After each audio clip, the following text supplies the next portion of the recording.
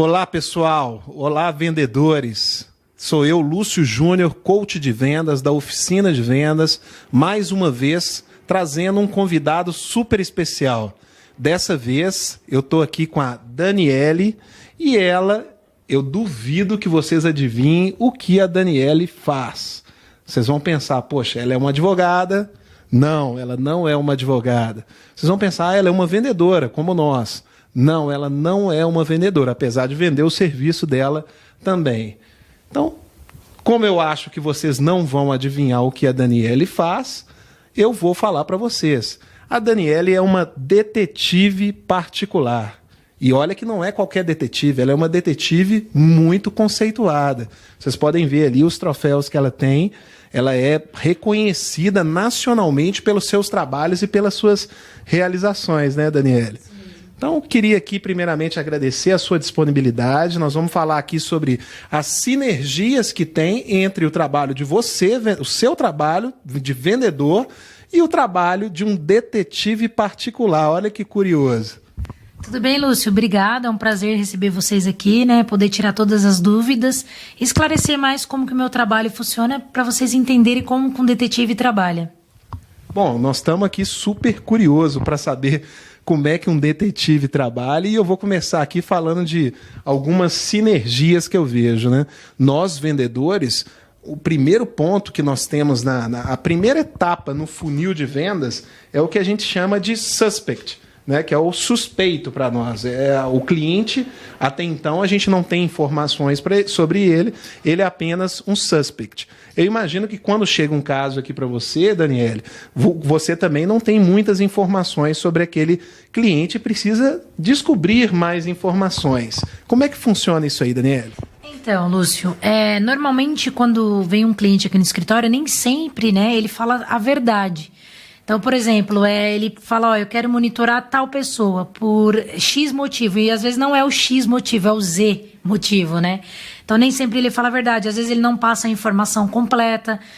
Eu tenho o endereço residencial e a placa do carro, e não sei onde a pessoa trabalha. E ele sabe onde a pessoa trabalha, mas ele quer que eu mostre o meu trabalho, que eu descubra onde ela trabalha, ele vai me perguntar e eu fale o mesmo endereço.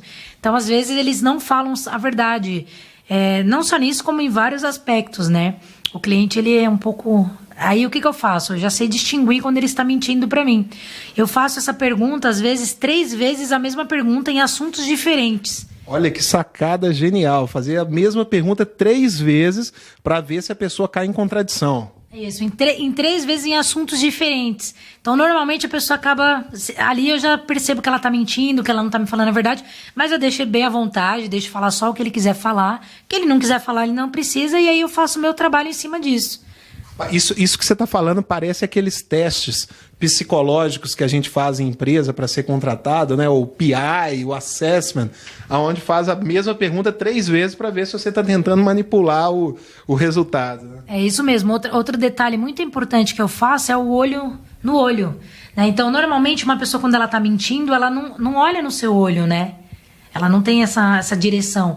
E eu tenho observado muito isso. Então, quando eu acho que o cliente está mentindo, eu olho no olho dele, vejo se ele está olhando no meu, observo as mãos, né? Porque às vezes a pessoa fica assim, fica com a mão aqui embaixo, aí eu sei que alguma coisa ali de errado tem. Nem sempre eles estão falando a verdade.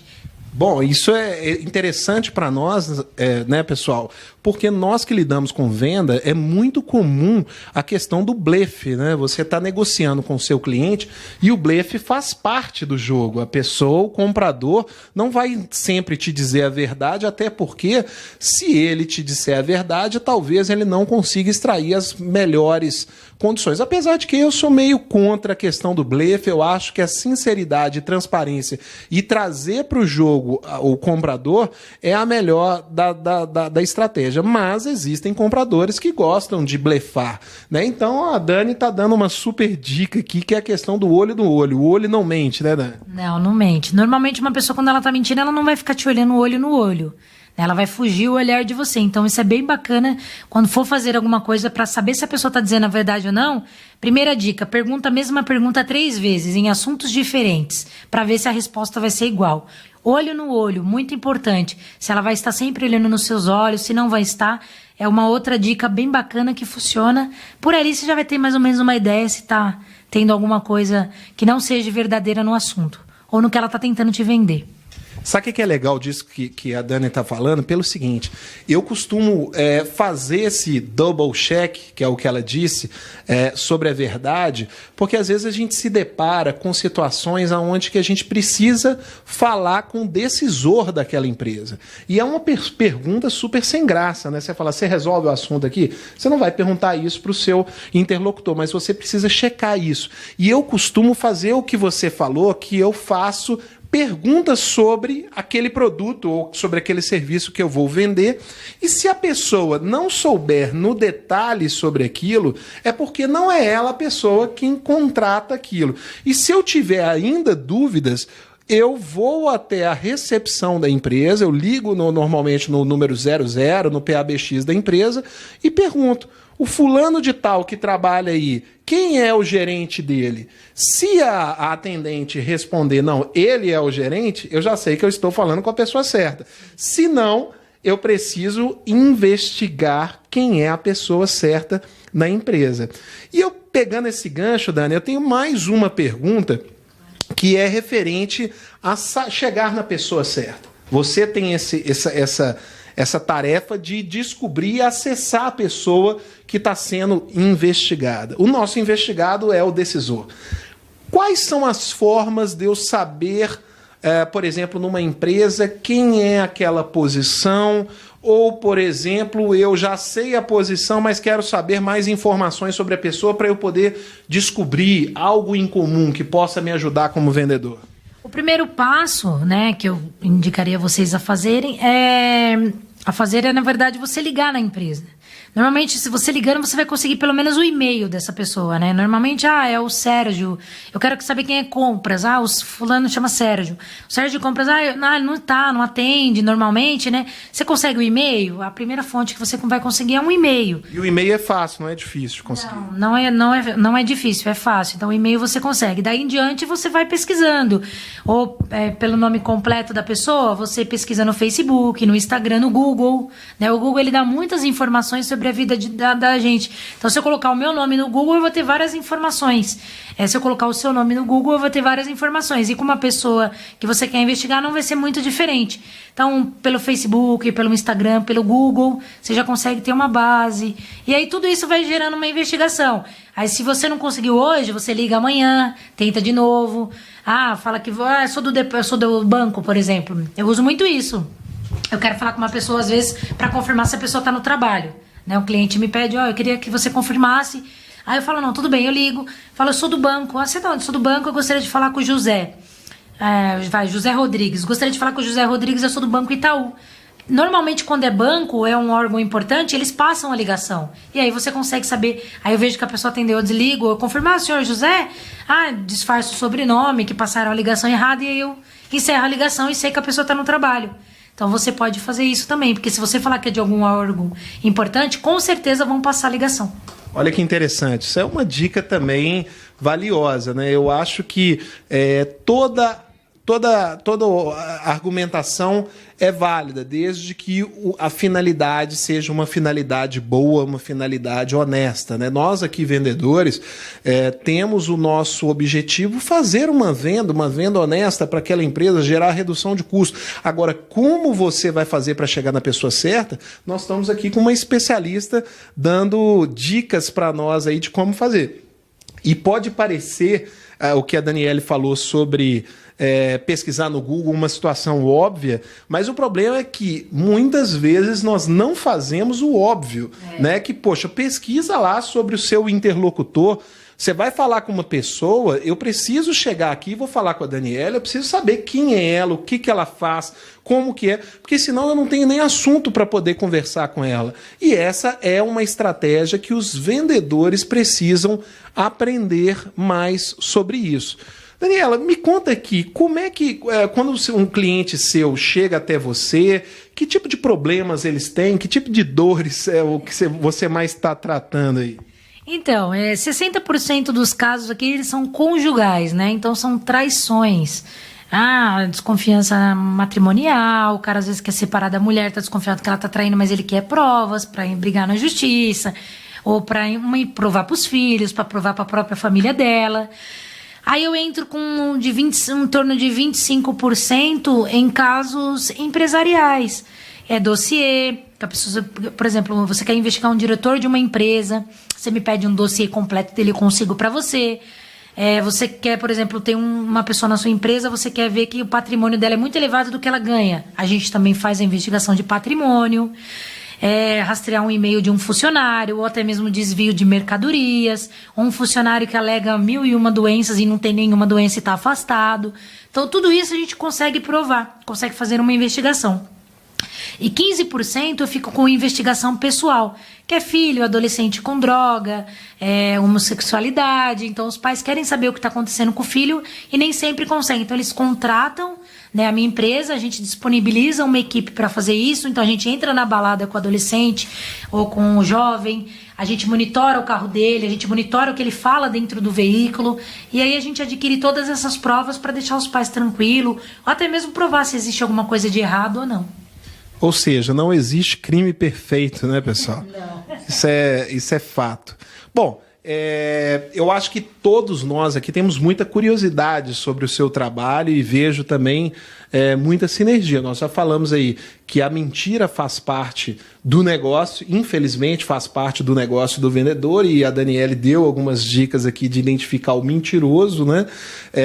A gente viu também que a questão da pesquisa, da investigação sobre o nosso interlocutor também faz parte do negócio, né? Então vocês podem ver aí que a gente tem muitas semelhanças, né, sobre tudo isso. Então esse papo aqui está super agradável, eu acho que as pessoas aqui estão ficando cada vez mais curiosas. Bom, Daniele, o que eu vejo também na nossa função de vendas é muitas vezes o gestor, o gerente, é isso mesmo, querendo ser detetive, né? Querendo seguir todos os passos do vendedor para saber se o cara está realmente visitando o cliente ou se o cara está na casa dele assistindo sessão da tarde, né?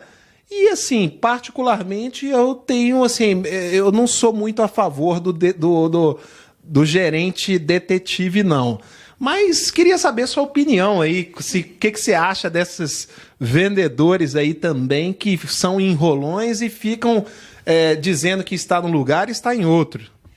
Então, Lúcio, o que acontece muito, né, aqui no escritório, que eu tenho muitos clientes, eles vêm me procurar e explicam essa situação. O que nós indicamos? Um rastreador veicular, tá? Vou pegar aqui para te mostrar. Isso aqui é um rastreador, ó. Ele dura em torno de 30 dias a bateria. Online você acompanha até a velocidade do veículo. Esse imã eu posso grudar por baixo do carro. Então eu vou por baixo, arrumo um lugar, encaixo o rastreador e deixo lá. Quando estiver perto da bateria acabar, eu vou lá e retiro. Passo essa senha e esse login para o gestor. E o gestor acompanha exatamente nesse período de 30 dias aonde que o vendedor está, aonde ele foi, qual a rota. Se o gestor não conseguir entrar hoje para olhar, ele pode entrar amanhã e o relatório vai estar lá do dia anterior. Então ele fica com o relatório, ele pode acompanhar certinho, ver se as informações que o vendedor está passando para a empresa são verdadeiras. E além disso, nós temos uma escuta veicular. Quando o vendedor trabalha e fica com o carro da empresa, nós instalamos uma escuta veicular dentro do carro. Então, tudo que o vendedor falar dentro do carro, inclusive nos telefones celular, a gente consegue gravar. Poxa, isso aí é polêmico, hein? Isso é polêmico. Eu, particularmente, é o seguinte, pessoal, minha opinião, eu acho que nada disso é necessário se há uma relação de confiança, tá? Eu acredito na relação de confiança. Porém, a gente sabe que existem todos os perfis de gestores, de empresas e de vendedores, né? E para cada perfil existe uma solução, né? E aí é o seguinte, também existe uma outra polêmica, porque as empresas, existem regras para isso, regras trabalhistas pesadas sobre essa questão de ficar espionando o funcionário, né? E aí as empresas optam, na maioria das vezes, por não colocar rastreador. Eu não estou dizendo se é certo ou se é errado. Eu apenas acredito mais na confiança. Existem outras soluções que as empresas aí que têm essa cultura de gestor detetive, de saber onde é que a pessoa está e como é que ela está, se ela está enrolando ou se está trabalhando? Existe sim. Nós temos um aplicativo aqui que nós vendemos para os nossos clientes, que quando o vendedor liga para o diretor ou para a empresa, ele consegue rastrear a localização da ligação. Então, por exemplo, ele ligou, ele está em Campinas. Ele ligou para a empresa e falou que está na Barra Funda, mas ele está em Campinas, o localizador ele vai mostrar exatamente o endereço de onde está vindo aquela chamada. Então, ali ele já sabe que ele está mentindo. É isso aí, pessoal, mas eu acho que se você não tem uma boa relação, não sei se você concorda, Daniele, mas a minha opinião é, se você não tem uma boa relação com o seu chefe ou com o seu colaborador, ou até mesmo uma relação conjugal, a ponto de você precisar investigar a pessoa, eu acho que é preferível ou você consertar essa relação, que eu sou a favor também da manutenção das relações, principalmente quando são relações conjugais, ou você consertar tudo isso ou se separar. Não faz sentido manter uma relação desse ponto. O que você acha, Daniele? Então, eu acho assim, Lúcio, se existe uma dúvida, eu acho que ela tem que ser tirada, né? Eu acho que a pessoa deve investigar sim. Por exemplo, eu sou casada e tenho uma dúvida que meu marido está me traindo. Mas é uma dúvida, eu não tenho certeza. Já tentei por diversas vezes pegar, mas não consigo. Mas aquilo não me deixa em paz. Eu não consigo mais dormir, eu não consigo mais comer. Que são como os meus clientes chegam aqui. Porque eles têm essa dúvida. Então, às vezes, existe a traição e às vezes não existe a traição. É só uma coisa da cabeça, né? Então, às vezes... é a coisa da cabeça, não existe a traição, aí você chegou, comprou, a sua mulher ou o seu marido comprou uma camisa nova, você já acha que ele tá usando aquela camisa nova, ou ela comprou uma lingerie, ou uma cueca nova, porque tá traindo, e nem sempre tá traindo. Então eu acho que se você tem a dúvida, eu acho que você tem que tirar essa dúvida. E muitas vezes você só consegue tirar essa dúvida contratando um detetive particular. Porque aí nós monitoraremos a pessoa da hora que ela sair, a hora que ela retornar, tudo isso é filmado com data, hora, fotografia, relatórios diários. Então, aí você tira a dúvida, ó, em 10 dias é o máximo, tá? Não costuma passar muito disso. Então, você fez uma investigação de 10 dias, colocou uma escuta, colocou um rastreador, não pegou absolutamente nada, pode tirar da sua cabeça que na maioria das vezes não vai ter, né? Alguma coisinha, porque se você não pega no segmento, você pega na escuta. Se não pega na escuta, pega no rastreador. Então, aí você tira a dúvida, esclarece a dúvida e fica tranquilo. E se tiver, você pega a traição e aí decide o que você vai fazer. Se continua, se perdoa, se separa. Aí é uma decisão que cada um tem que tomar, né?